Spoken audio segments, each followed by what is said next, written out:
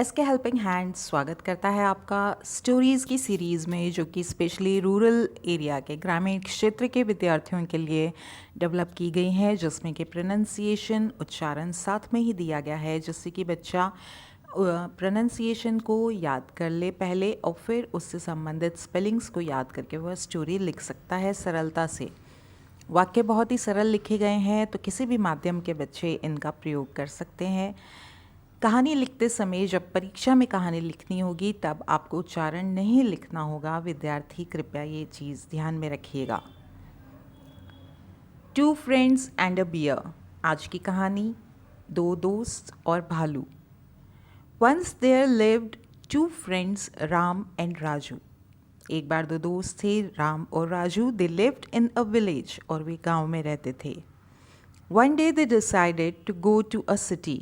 और एक दिन उन्होंने शहर जाने का निश्चय किया। डिसाइडेड का अर्थ होता है निश्चय किया, सिटी का अर्थ है शहर। They passed through a forest. Forest मतलब जंगल, और वो जंगल में से गुजरे। दे सॉ अ बियर, और उन्होंने एक भालू देखा। बियर होता है भालू। जब ये जंगल से जा रहे थे तो उनके सामने एक भालू आ गया। The bear was coming towards them, और जो भालू था उनकी तरफ। कम से बना है कमिंग, यानी कि आना। तो भालू जो है उनकी तरफ ही आ रहा था। बोथ वर अफ्रेड, वे दोनों डर गए। अफ्रेड, डर गए। Raju climbed up a tree, और राजू पेड़ पर चढ़ गया। क्लाइम्ड, चढ़ गया।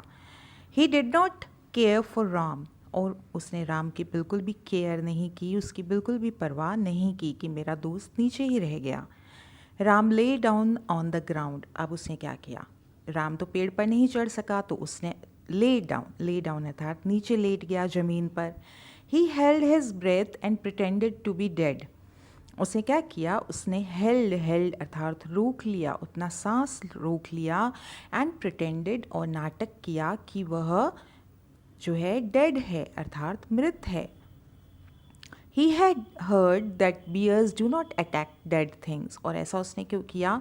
क्योंकि ही हैड हर्ड मतलब सुना था। उसने सुना था कि जो भालू होते हैं वे डेड थिंग्स पर, मृत व्यक्ति पर, शरीर पर आक्रमण नहीं करते हैं। The bear sniffed and took him to be dead and went away. अब भालू जब नज़दीक आया उसने स्निफ किया। तो जानवर जब सूंघता है तो उसे स्निफिंग कहा जाता है। स्निफ्ड, सूंघा। The bear sniffed and took him to be dead. उसने सोचा ये तो मरा हुआ है, और भालू वेंट अवे, चला गया। Raju came down. अब भालू के जाने के बाद राजू नीचे आया। He asked Ram, what did the bear say in your year. और उसने राम से पूछा, what did the bear say in your year. भालू ने तुम्हारे कान में क्या कहा? Ram replied, the bear advised me not to trust अर्थात भरोसा मत करो। अ फॉल्स, झूठा, फ्रेंड लाइक यू, तुम्हारे जैसे झूठे मित्र पर भरोसा मत करो। He then went his way, और फिर वह अपने रास्ते चला गया, अर्थात उससे दोस्ती तोड़ ली उसने। तो मोरल क्या होता है? A friend in need is a friend in deed. जो मुश्किल समय में हमारा साथ दे वही हमारा सच्चा मित्र है। तो स्टूडेंट्स, आप ये कहानी आराम से अपनी कॉपी में लिख सकते हैं इसकी सहायता से।